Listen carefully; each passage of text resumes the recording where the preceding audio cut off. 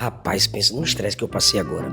Passei um perfume ali de um amigo meu, o nariz tá coçando. Aí botei todo mundo pra fora aqui. Aí vim gravar o vídeo. Quando eu gravei o vídeo todinho, tava sem áudio. Agora eu vou colocar esse microfone pertinho da minha boca aqui.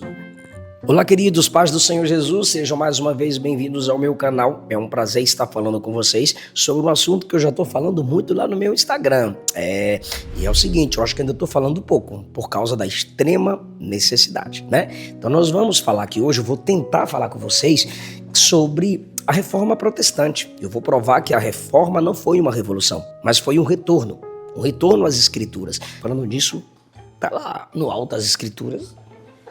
Vou subir aqui. Tomara que não tenha câmera aqui na casa do pastor. Eu gosto sempre de gravar com a Bíblia, né?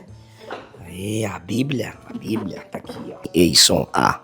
Então, a Reforma foi um retorno às Escrituras. Em 15 de junho de 1520, Lutero recebeu uma bula papal. Essa bula era um selo. Era um documento com o selo do pontífice para autenticá-lo. Uma declaração oficial vinda da Igreja de Roma. Não era uma simples opinião pessoal do Papa, mas um decreto do autoproclamado representante de Cristo na Terra. Esquece a igreja, é só ele. Então a bula papal, recebida por Lutero, tinha uma ameaça de exclusão, excomungá-lo. Ali tinha 41 sentenças extraídas dos escritos de Lutero e ele tinha que repudiar seus próprios escritos. Se Sua Majestade e os outros desejam uma simples resposta, eu respondo, a menos que eu seja convencido pelas Escrituras e pela razão simples, e não por papas e concílios que tantas e tantas vezes se contradisseram, minha consciência permanece cativa à palavra de Deus. Ir contra a própria consciência não é certo e nem é são. Eu não posso. E não irei renegar. É minha decisão. Eu não tenho escolha. E ele tinha 60 dias para repudiar o que ele falou. Lutero pegou e queimou publicamente.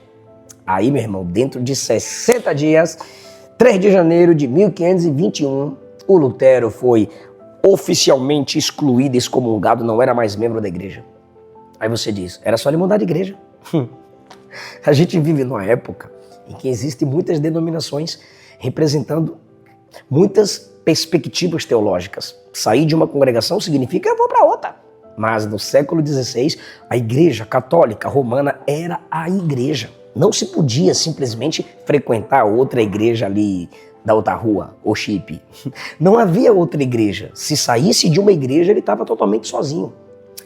Tá, existia a Igreja Ortodoxa Oriental, da qual a Igreja Romana havia se separado, né? A Igreja Una, lá em 1054. Mas essa ficava longe dos limites do Império Romano, lá nos estados gregos, eslavos, né? Você já deve ter aprendido isso lá no canal do Lucas Gesta e do Lucas... Rapaz, é 2 Lucas, é mesmo, 2 Lucas tops. Lucas Gesta e Lucas Banzoli. São 2 canais de forte apologética contra o catolicismo romano. E tem um cara lá no canal do Lucas Banzoli, que o bicho é estranho no contexto história da igreja.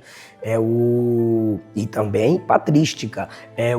Lembrei, Pedro Gaião. Ainda tem o Tiago Dutra. Rapaz, lá na Bahia, a gente elogia assim, os caras é o Satanás, meu irmão.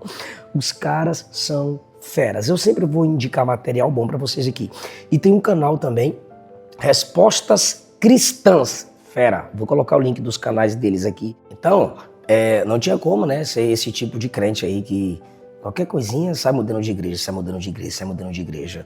Ah, mas Lutero mudou. Se a sua causa fosse igual a de Lutero, meu irmão, aí eu te aplaudiria. Então não tinha igreja para Lutero se afiliar. E mesmo que houvesse, ele teria encontrado um conjunto similar de problemas teológicos. Na Europa Ocidental, a igreja era a Igreja Institucional de Roma, representada pelo Papa e ponto final. Lutero estava fora da igreja. E para piorar a situação, a igreja sempre disse, fora da igreja não há salvação.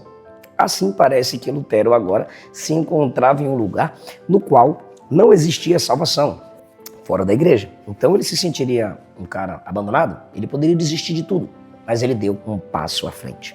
Lutero tomou o ousado passo de declarar que a Igreja Católica não era mais a igreja verdadeira. E ainda não é. Para a maioria das pessoas de sua época, isso era um absurdo. Sim, talvez a igreja precisasse de algumas reformas. Mas como você pode dizer que não é a igreja verdadeira, Lulu? Uma igreja como essa podia traçar sua história voltando até Jesus e os apóstolos. A igreja que o próprio Pedro havia fundado. Essa igreja tinha presença nas paróquias por todo o mundo conhecido. Se essa não era uma igreja verdadeira, o que seria então, Lutero, uma igreja verdadeira? Ele disse que a igreja verdadeira não é reconhecida pela sua estrutura ou linhagem histórica. Ele nem gostava da palavra alemã usada para igreja, pois tinha uma conotação de um prédio ou de um edifício. Nesse sentido, os desigrejados estão certos. Ele preferia o termo que lembrava uma comunidade, ou seja, assembleia. Certa vez, quando pediram para ele uma definição de igreja, Lutero respondeu: até o menino de 7 anos sabe o que é uma igreja. Igreja são os santos crentes, ovelhas, que ouvem a voz do único pastor. É o Evangelho de Jesus Cristo que define a igreja, meu Deus do céu. A marca certa pela qual a congregação cristã se reconhece é que o Evangelho puro é pregado ali. Disse Lutero: assim como a bandeira de um exército é o sinal certo pelo qual se conhece qual espécie de senhor e exército tomou aquele campo, assim também o Evangelho é o sinal certo pelo qual se conhece onde Cristo e seu exército estão acampados. Igualmente, onde o Evangelho está ausente e os ensinos humanos reinam, ali não vivem os verdadeiros cristãos, somente pagãos, e não importa quão numerosos sejam e quão retas e santas sejam suas vidas. No início, os reformadores queriam simplesmente reformar a igreja. Eles não tinham a intenção de fundar uma nova igreja. Viam a si mesmos como temporariamente separados da igreja por causa da igreja. Mas ao prosseguir com a reforma, ficou claro que nenhuma reforma ou reconciliação iria acontecer. Em 1541, no colóquio de Regensburgo, houve a última tentativa de acordo entre católicos e protestantes. E o problema não era uma questão moral. Os reformadores aceitavam que sobre a terra, ao longo da história, a igreja sempre teria elementos de corrupção. A questão não foi a Bíblia, não. A questão era teológica. Então, eles queriam pregar a justificação pela fé, mas a igreja dizia: quem justifica e salva é a igreja. A igreja medieval negava a justificação pela fé em seu ensino e na sua prática ela estava caída. Então não havia outra alternativa senão se separar dessa igreja e ser considerado rebelde. Então eles foram considerados cismáticos e rebeldes. Eles conheciam o que Agostinho disse, né? O cisma é um pecado terrível.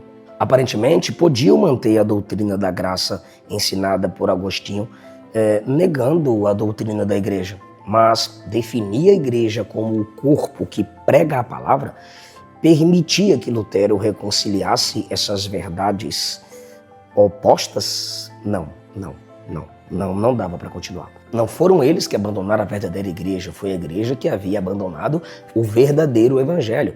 Assim, os reformadores nos ensinaram que sempre que vemos a palavra de Deus pregada e ouvida com pureza e os sacramentos ou os memoriais administrados de acordo com a instituição de Cristo, ali, sem dúvida, tem uma igreja verdadeira. Se ela possui o ministério da palavra e honra esse ministério, e se tem a administração dos sacramentos, merece, sem dúvida, ser considerada e tida como uma igreja. As marcas da igreja verdadeira, então, são resumidas em duas. Primeira, evangelho e sacramento. Em outras palavras, a igreja verdadeira é aquela que fielmente proclama a palavra do evangelho, se baseando nas escrituras sagradas e administrando os memoriais, os sacramentos, batismo, ceia, de acordo com as escrituras. E a implicação, então, é uma. A igreja que não proclama o verdadeiro evangelho da graça sobre a autoridade das escrituras e não administra os sacramentos conforme Cristo e os apóstolos é falsa. Claro que todos eles se preocupavam com a frase de Calvino. Eles acrescentaram que o Senhor valoriza tanto a comunhão da igreja que ele considera traidor e apóstata do cristianismo qualquer um que abandone de forma arrogante qualquer sociedade que valorize o verdadeiro ministério da palavra e da administração dos sacramentos. Essa, precisamente, é a acusação que os católicos faziam contra os reformadores. Seus apóstatas, seus soberbos, vocês abandonaram a igreja. mas, na realidade, à luz da Bíblia, é apóstata aquele que abandona conscientemente uma igreja que preza pelo verdadeiro ministério da palavra, que se baseia nas pregações de Cristo e dos apóstolos. A igreja romana repudiava o evangelho da justificação abertamente. Então, ela não podia mais ser considerada uma igreja verdadeira. Os reformadores não foram cismáticos, eles não deixaram a igreja verdadeira. Ela rompeu com as escrituras, então eles tiveram que romper com essa igreja que havia rompido com as escrituras. A igreja católica dizia que a verdadeira igreja existia apenas onde a autoridade do Papa dominava. Os reformadores diziam que a igreja verdadeira existia onde quer que as escrituras dominassem. A igreja católica dizia não haver salvação fora da igreja. Os reformadores concordaram com essa assertiva, porque a igreja é o povo por quem Cristo morreu e que encontrou no nome de Cristo a sua salvação. Ser salvo é fazer parte desse povo. Mas a igreja, argumentam os reformadores, não deve ser igualada a uma instituição baseada em Roma. A igreja é um corpo universal de pessoas na terra e no céu, formado pelo Evangelho. Não somos salvos por fazer parte de uma igreja. Somos parte da igreja por sermos salvos. Existe apenas uma igreja invisível que tem Cristo como cabeça, mesmo que ela seja visível em diferentes congregações e até mesmo em denominações distintas. Em outras palavras, a igreja invisível é uma só. Mesmo quando a igreja visível não o seja, na história, a igreja aparece em desunião, maculada pelo pecado, corrupção. Mas no clímax da história, na vida de Jesus, a unidade da igreja será revelada. Será visto que a igreja invisível tem sido uma só ao longo dos séculos. Nesse ínterim, enquanto Jesus não vem, devemos ter comprometimento com a igreja visível em todas as suas fraquezas, por amor à igreja invisível. Essa distinção, essa diferença entre igreja visível e invisível permitia que os reformadores convivessem com as ambiguidades de pessoas numa congregação que não fossem verdadeiros crentes. A gente lembra dos exemplos das congregações às quais os apóstolos escreviam. Às vezes estavam repletas de problemas, escândalos, imoralidades, desordem. Mas mesmo assim os apóstolos escreviam para elas chamando-as de igreja. Deixar a igreja simplesmente por ela estar manchada de pecado é abrir mão do seu chamado, que é, através das escrituras, exortarmos uns aos outros. Essa sensação de pertencimento não deve ser verdadeira na sua vida simplesmente porque a minha igreja é antiga e eu posso voltar na história. A sensação de pertencimento deve estar conectada a uma pessoa, que é Cristo Jesus. Tem muita gente fazendo parte de uma igreja local que não faz parte do corpo de Cristo. Foi convencido, mas não foi convertido. Se Cristo não é o cabeça, se a palavra não é a autoridade final, não tem vida e não tem espírito em você. Porque a Bíblia diz, o próprio Jesus diz que suas palavras possuem vida e possuem espírito. Você não tem que se sentir pertencedor de uma igreja verdadeira por causa da antiguidade. O judaísmo e o budismo são muito mais antigos do que a nossa igreja. Mas você tem que ter esse sentimento de pertencimento em Cristo Jesus, pois quem está nele é nova criatura. Estando nele, nenhuma condenação há. Para encerrar o nosso vídeo, quero apresentar para vocês um livro de um amigo, Jamierson Oliveira, Lutero Ainda Fala. Eu quero ler uma parte selecionada aqui, bem na introdução para vocês, na página 8. Cadê? Achei. Quando me perguntam, diz o escritor, pastor, precisamos de uma nova reforma protestante? Eu respondo, não. Precisamos apenas manter os pilares dos 5 solas protestantes para manter e corrigir a igreja atual. Esse deve ser um exercício constante de nós líderes e crentes em geral. Não é a Bíblia Sagrada que precisa ser atualizada, como afirmou um pastor brasileiro, mas nós, os evangélicos, que precisamos nos reformar em sintonia com o lema Igreja Reformada, sempre se reformando. Ou seja, a igreja deve sempre estar buscando se conformar aos lemas da reforma. A reforma não foi uma revolução, foi um retorno às escrituras. Por isso que o nome é Reforma. Deus abençoe. Até o próximo vídeo. Se inscreve no canal, deixa o seu like. Católicos, fiquem à vontade para comentar. Protestantes, respondam os católicos aí. Deus abençoe.